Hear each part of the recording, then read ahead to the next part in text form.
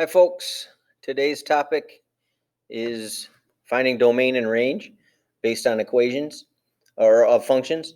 Now these are transformed functions, so our goal is to be able to look at a function, make a decent sketch of it, and then use the graph to find the domain and range. We can still go back to, when it comes to domain, we can still go back to what we did a couple units ago. There's 3 words that hopefully you're thinking of whenever I say find the domain, but I'll show you another way in case you don't like that way as much. So our goal is to be able to look at a function and figure out its domain and range, and you'll know you'll be successful when you can sketch the curve, use that sketch to identify where this graph goes vertically and horizontally, which x values are included and which y values are included, and then get the domain and range right.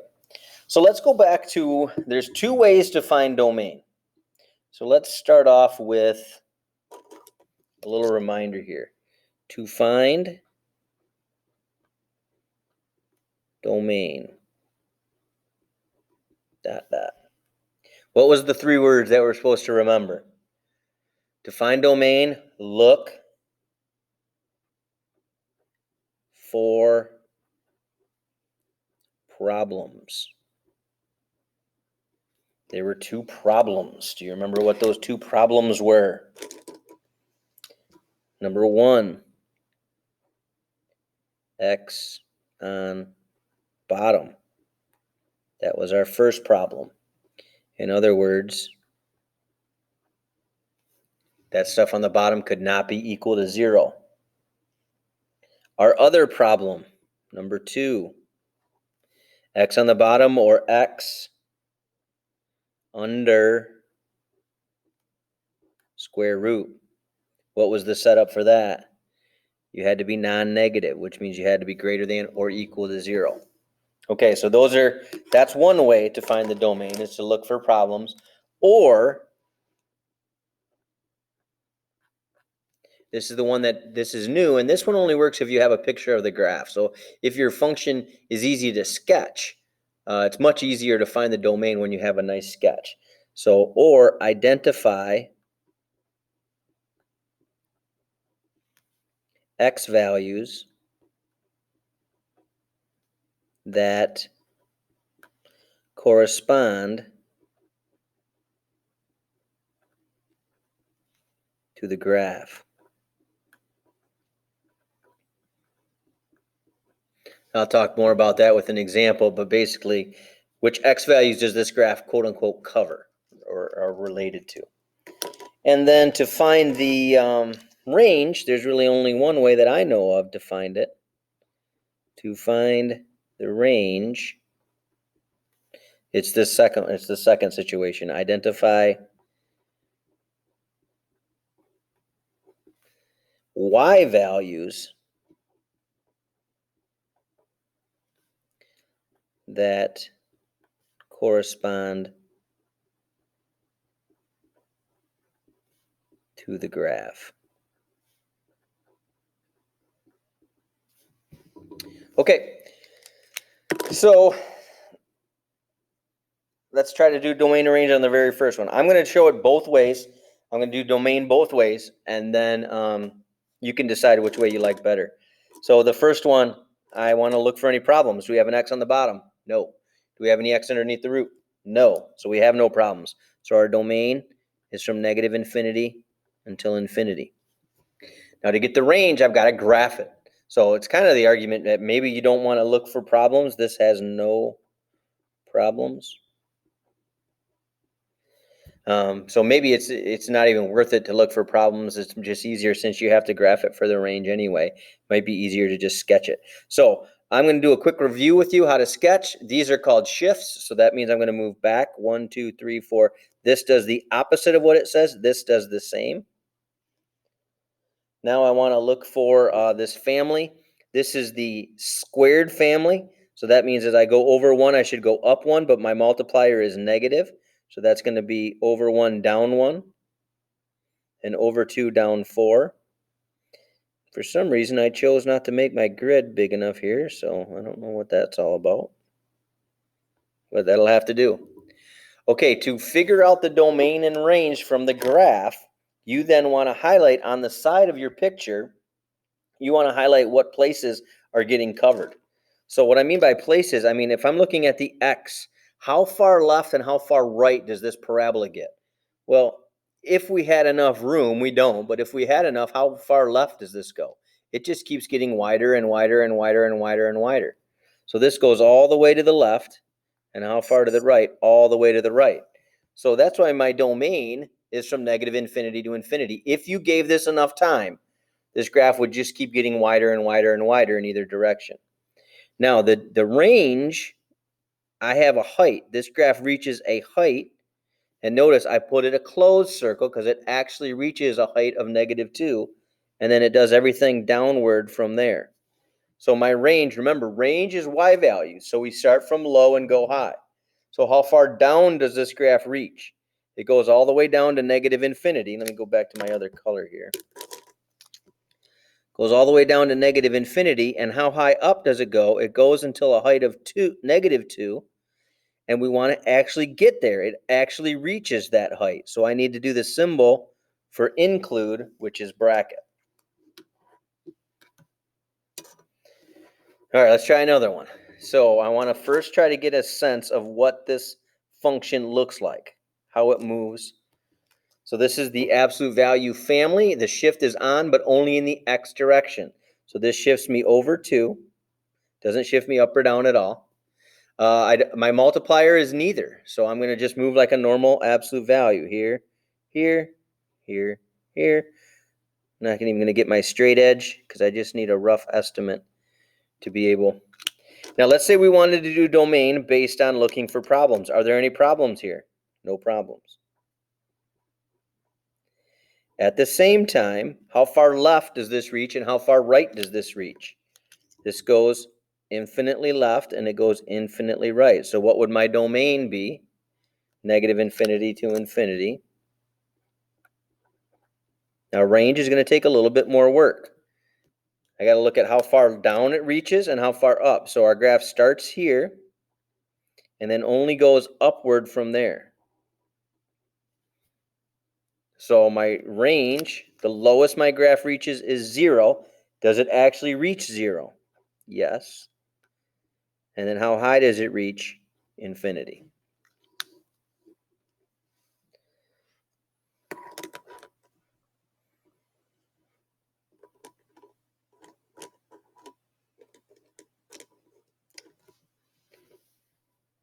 All right, I'm going to give you a second here. Let's see if you can do this one on your own.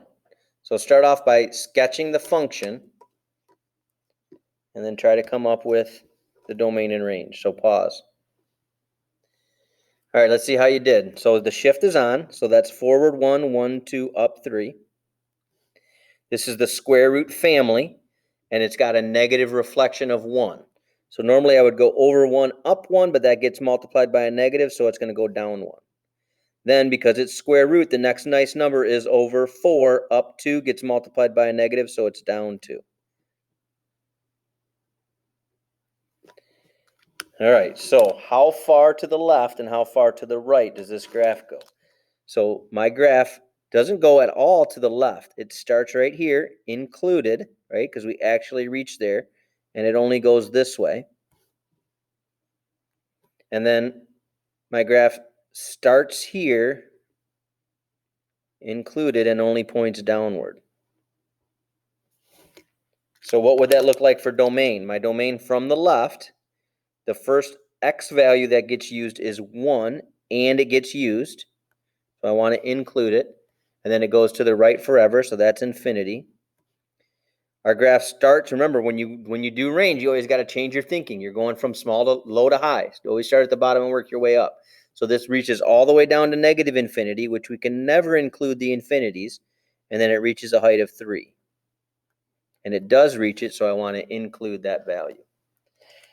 Now, I forgot that I could have done this by looking for problems because I like graphing it so much. It's just, to me, it's a way easier to graph it. But let's just do this real quick by looking for problems. So do we have a problem? Yes, I've got stuff underneath the root. So I take whatever's underneath the root, and it needs to be non-negative, which means it needs to be positive or 0.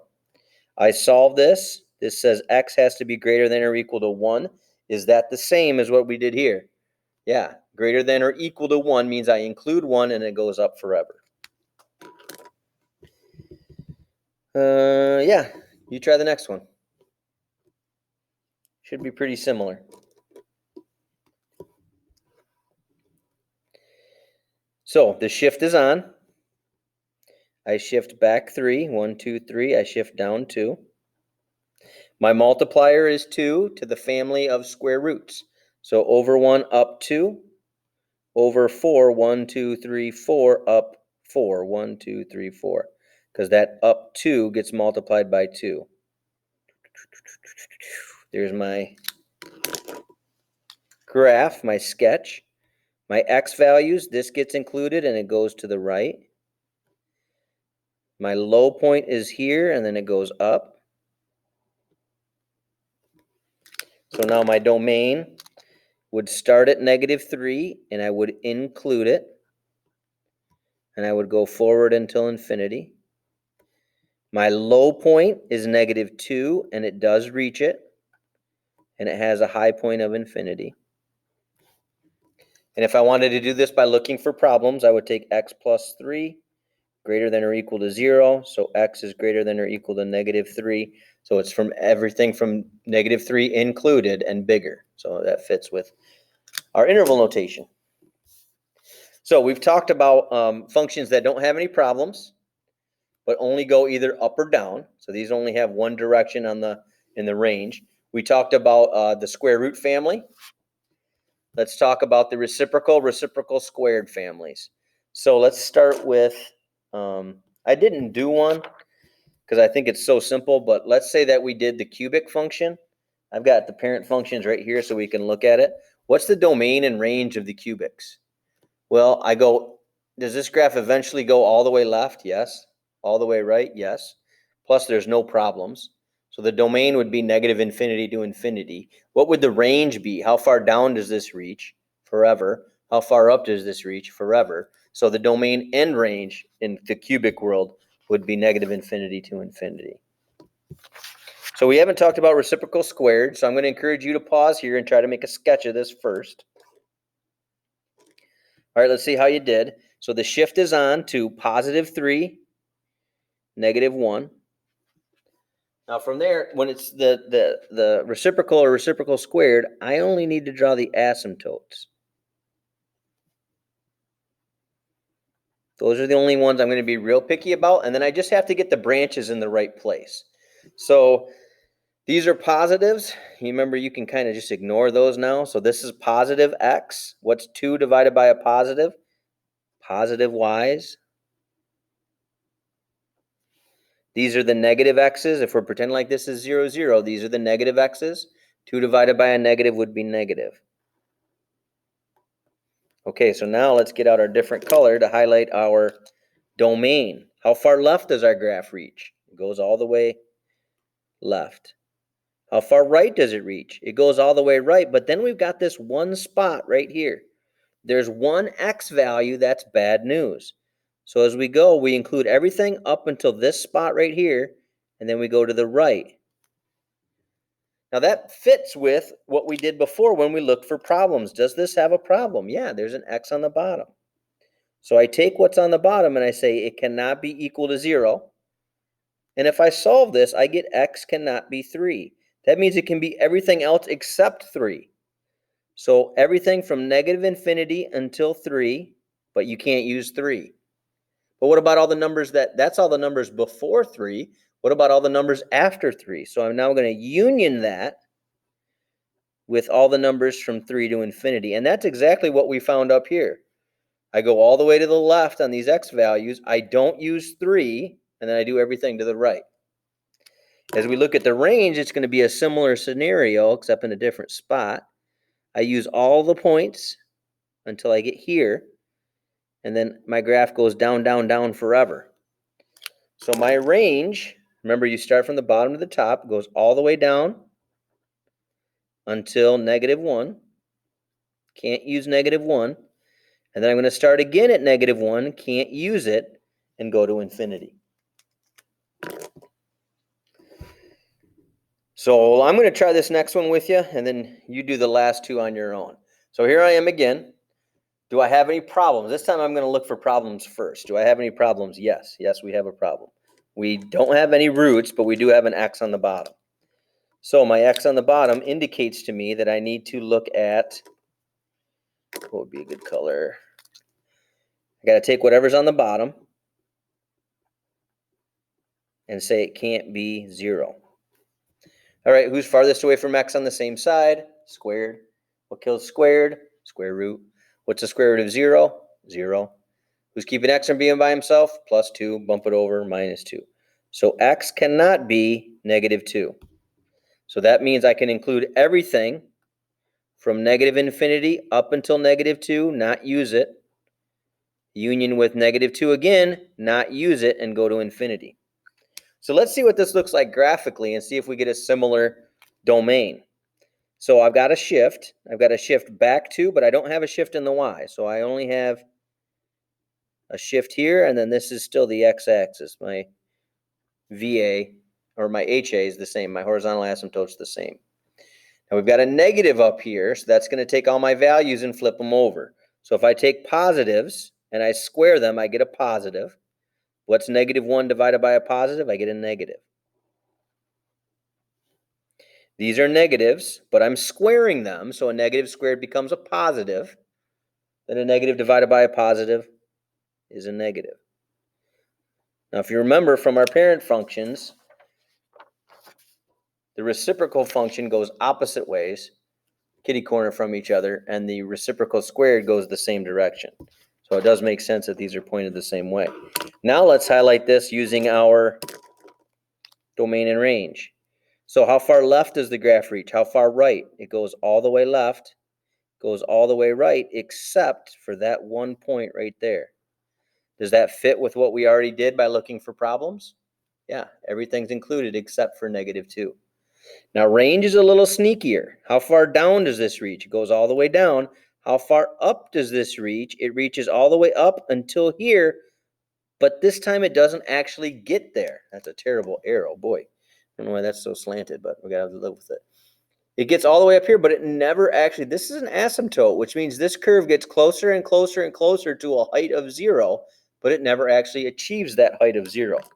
So if I was going to write this up as my range, I would go all the way down from -infinity. I would go to a height of 0, not included, and then stop.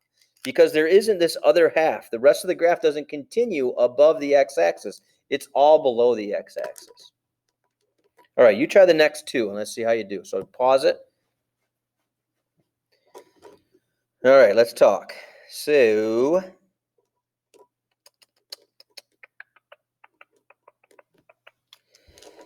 this shift is on, so it's going to move back 3. There's no shift in the y direction. This is the reciprocal function, and it's going to be the reciprocal function reflected. So the positive side is going to be on the negative, and the negative side is going to be on the positive. So there's my sketch. My domain, that's the left and rights, goes all the way left until there, and then all the way right. My range goes all the way up, all the way down, except for that spot right there. So domain would be -infinity until what? -3, joined with -3 until infinity, not inclusive. So what that means is you're including everything in your domain. Every number for x is fine except for the number -3. Because if you put -3 in there, what's -3 plus 3? 0. And you have a 0 on the bottom. My range goes all the way down to -infinity, but then it goes up to positive infinity, but it doesn't hit at 0. So I want to exclude 0. So let's say I wanted to do this by looking for problems. I would take whatever's on the bottom and say you cannot be 0. I would solve that and say that you could not be -3, which is the same thing that we showed over here, that -3 was the only illegal number. All right, last one. Let's see how you do. Hopefully you already did it. If not, pause and do it. I'm going to do this one. I'm going to look for problems first, and I've got a problem on the bottom. X minus 1 cannot be equal to 0. I should probably put the squared around it. But it's kind of pointless because what's the first move is to square root it and it kills it off anyway. Then I'm going to bump over the 1. So what we've figured out is x cannot be 1. So if x cannot be 1, then it can be everything that's not 1. So from negative infinity until 1, but you can't use 1, unioned with 1 until infinity. To figure out the range, I got to graph it. So sometimes it's not even worth it to look for problems. It's probably easier just to make the sketch and look that way. So I'm going to go forward 1 because the shift is on. I'm going to go down 2. Shift is on. This is the reciprocal squared family, and it's positive. So positive side is going to stay positive. Negative side is going to stay positive. All right. So let's just double check our domain. It goes all the way left, all the way right, and it's only missing the number 1. Yep. Range all the way up, all the way down, except for, what is that, negative 2? Oh, wrong. I said all the way up and all the way down. That is not true. It does not go all the way down. No. No. So what's the lowest? Remember, when you do range, you always start, when you do domain, it's always left to right. When you do range, it's always bottom to top. So starting from the bottom, the lowest this reaches is negative 2. But does it actually reach it? No, that's why we use an open circle. How high does it reach? Infinity. So now you got me worried and see if I messed up any of these other ones. I don't think so. All right, so this is a nice review of how to sketch our functions, do our transformations. This is also a nice review of how to look for problems. And then we added this new layer of using the graph to figure out what the range is. So go get them on that homework.